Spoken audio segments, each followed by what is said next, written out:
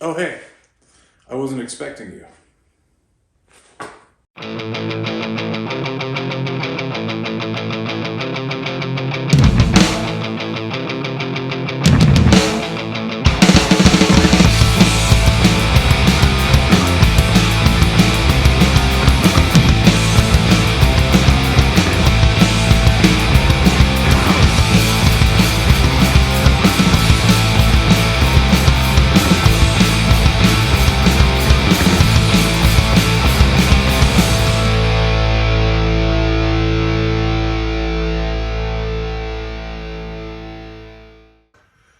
When we last left off, the Camaro was electrified, so wiring's done, car's ready to go for the next season, right?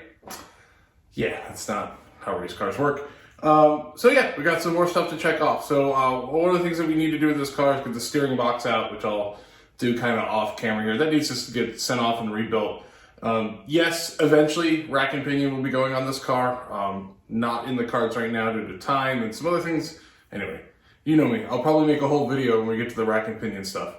But, so the car's gonna go up in the air, it's gonna be undrivable for a bit while we're doing the rack and pinion stuff. So I wanna fix something else, and that is the front splitter. This is the front splitter on the car. Many of you may be familiar with this. We've gone over it in previous videos.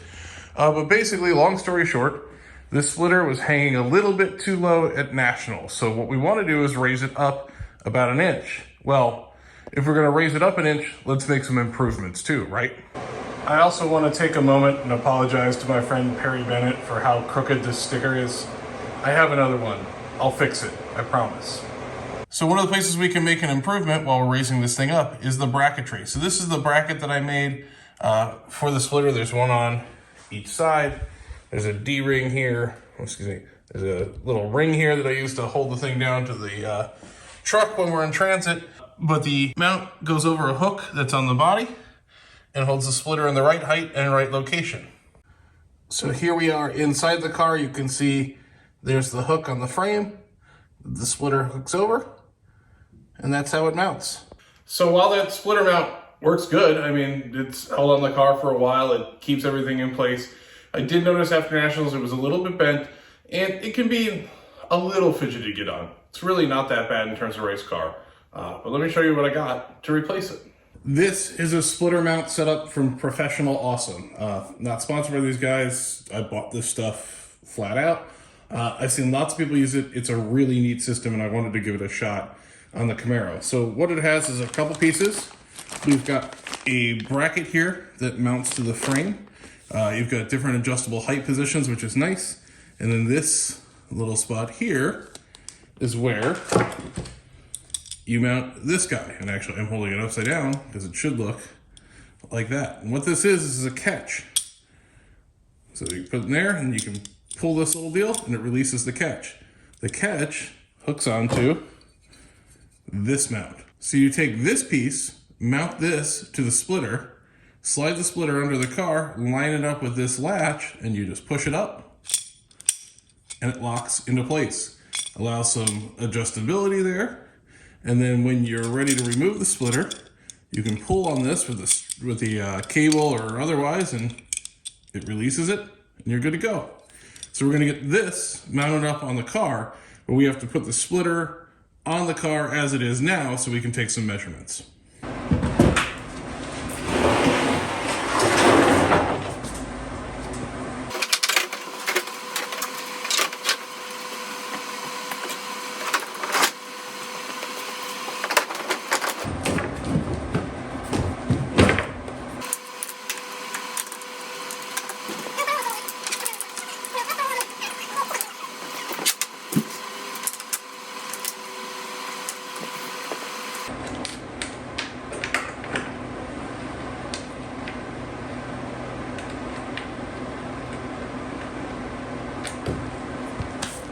So hopefully you can see that it's not hard to get this splitter on, but it's a little fidgety, especially when trying to get the second latch on.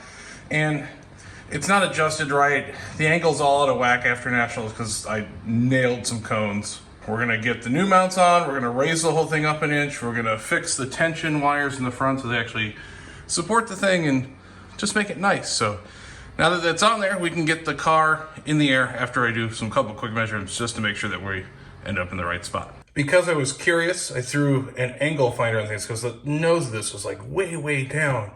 And I think, you see I've got my little Chinese food containers. I think if I just raise the front of this up, I don't actually have to worry about the height at the back of the splitter. I gained probably an inch and a half just making this sucker level. So I'm going to trim the plastic a little bit so it fits better and then put this back on, and then we're going to see what we can do with the mounts. Next stop, car in the air. I think most normal people with a 2-car garage get to park both cars in it in the winter. That's not the case here. Many months later. Honestly, not sure where I left off. I'm pretty sure the last bit of footage I filmed was technically last year. It's February now. Hopefully this video comes out in February. We'll see, but we've been cranking away on stuff in the winter. I know that I definitely talked about the splitter mounts, so we'll take a look at where I am with that and kind of a couple other things that are going on. And I'll show you the next little bit. We'll wrap it all up because, yeah, I'm not doing a good job at putting videos out.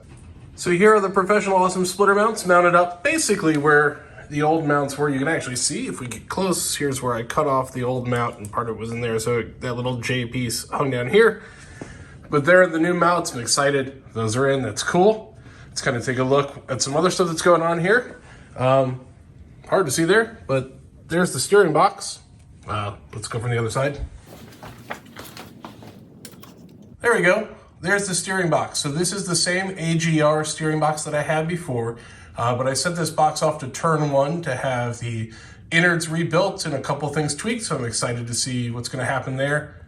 A couple people noticed like the front wheels kind of doing a little shimmy before, and I noticed that there was some play in the steering, so that's why I sent the box out for a rebuild. Not cheap, so I'm hopeful that it worked out, but we'll see. We'll see how that goes. So, other things since we're in here, did a little bit more fiberglass work and made a fan shroud. So, did this the same way I did the flares. I used that foam that's over there, made a super simple box, covered in packing tape, fiberglassed it. This time I used fiberglass rollers, and man, perfect. Loved them. Awesome way to do it. But we now have a fan shroud that, once the front clip is back on the car, will connect up. So, we've got a couple jobs done. We've got our splitter mounts, steering box over there, fan shroud. Don't worry about those, but if you're curious, they are 13-inch wide rims. The offset is not where I need it to be. These were just kind of a little test. We can compare. So these are a 16 by 13 with 8 inches of backspace. And if we go over here, here's a 16 by 12 with 6 inches of backspace. So quite a difference there, but we'll worry about that later. Another little thing that got knocked out, these door hinges right there and right there. So if you're at all familiar with second generation Camaros, they have exceptionally heavy doors from the factory, and it's pretty common for the bushings in the doors to wear out. So previously when you would try to open this door, it would like fall an inch and like you'd have to lift it up to open it. But now you can come over here and just lift the handle like a normal door and close it. That's pretty awesome. These are the catch cans I've been using. I've got one over here and one on the passenger side. I think they're Moroso units. They're plastic bottles. They have a little filter element on top. I've actually put some steel wool because I'm having a problem where there's no baffling in these. So oil that gets in here kind of rides up the side and gets blown out and then ends up places you don't want it. So we need a slightly better design. I looked all over the place for baffled catch cans, and I could really only find one company that was offering a large advertised baffled catch can. So let me show you what we got. And so here's what I bought. Well, I bought two of them. So this is a catch can from Motion Raceworks. They advertise it as baffled. It is true, but you can't find any pictures of the baffling online, no information on that kind of stuff. So sorry, Cletus McFarland, if this was going to be a secret, but I'm about to show everybody what's in the box. What's in the box? What's in the fucking box? Oh, open it up. It's actually very nicely packaged. I've opened this up before. Comes with the fittings that you need and all that kind of good stuff. But what we care about, if I can get it out of here.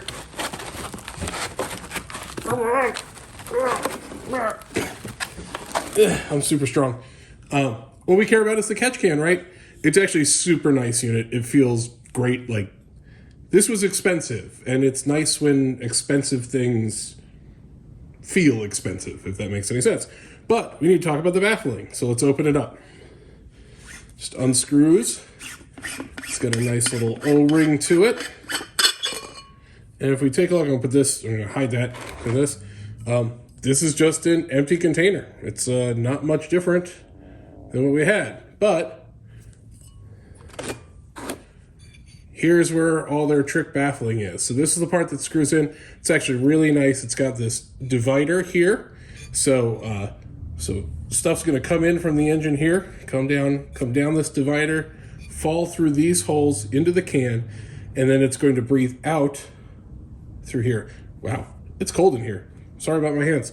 To keep oil from going out, it has this extra set of baffles. So for oil to come out, it's got to come up, get around the edge, into here, make another turn, and come out of this. So I think this is going to work pretty well. I'm going to turn on the heat, and we'll get this installed. Actually, before I do, I'll show you what else is in here. So yeah, catch can, nice piece. Put that back in. Showed you the fitting that it comes with. It's got the filter element for the top. And if I pull this whole bit out and flip it over, you'll actually see that they include the bracketry, the fitting for the bottom for the drain, the screws, and I don't know what that is. I'll figure that out, I'm sure. But this would be really nice. The old Moroso units were fine for where they are, but they leaked. They weren't really well baffled. I'm hoping this is a marked improvement. All right, now we can get them on the car. Just to show that I'm a good sport and I don't completely blame the Moroso catch can. I mean, it does what it's supposed to do. I did have to modify them, so I moved the inlet from that side over to this side, and you can probably see from the wiggling there that my fitting got loose. Now, it's still covered in oil. I mean, it still leaked from where it shouldn't have, but I mean, partly my fault? Sure. And just like that, the catch cans are in. So here's the new Motion Raceworks catch can for the driver's side, fit right in place to the other one. We'll walk over here to the passenger side. Passenger side fits great. I did have to lower the overflow a little bit, but I found out that the overflow is full of coolant. Probably has been for a while, because that drain plug at the bottom was clogged. Stuck a little piece of wire in there and the whole thing emptied out. So we improved something without even realizing. I'm gonna go ahead, get the front clip on the car, finish putting the splitter on so I can show you how all of that works, and we'll wrap this one up. So hang on a sec, and the car will look a little more complete, hopefully. Front clip is on, things are basically back together. Catch cans are now living where they should, which is where they were. They're just different cans, so that's cool. It actually was a little bit difficult to get the front clip lined up. This core support, this core support has a lot of movement fore and aft, and now it's kind of locked in place a little bit by the fan shroud. So getting those bolts in was a little bit of a struggle, but as you can see, it's all on. Ignore that right there. Don't worry about that. But let me show you how the splitter mounts, these guys right here, let me show you how those work. Apologies for being a little too lazy to take the splitter off entirely, but the way this works is the splitter clicks up into place into this mount, and when you want to detach it, you use this lever here. You can run a cable up, or you can just reach in, which is what I'm planning to do for now. You push that, and it releases the splitter. When you want to put the splitter back in, push up, it clicks into place. So it's being held on the front with my splitter support cables. You can see one of them right there, but that's pretty awesome. So that kind of wraps up where I'm at this point. It was a weird video. It took place over the course of, well, months at this point. Sorry holidays, vacations, all sorts of stuff. And I'm chipping away at little stuff. You can see the back of the car is still all apart. There's a bunch of stuff that has to happen there. It's February. Racing season starting soon. So got to get back to work and try to crank out a few more videos. So thanks for sticking this one out. If you haven't done the like and subscribe thing, now's the appropriate time for me to beg you to do that. Recently crossed 300, which is a silly number. It's a low number. You know, most people boast about 10,000 subscribers. I'm happy that 300 of you care enough to follow along with this thing. So, yeah, a little more garaging to do, and we'll be out racing soon enough. So, see you later.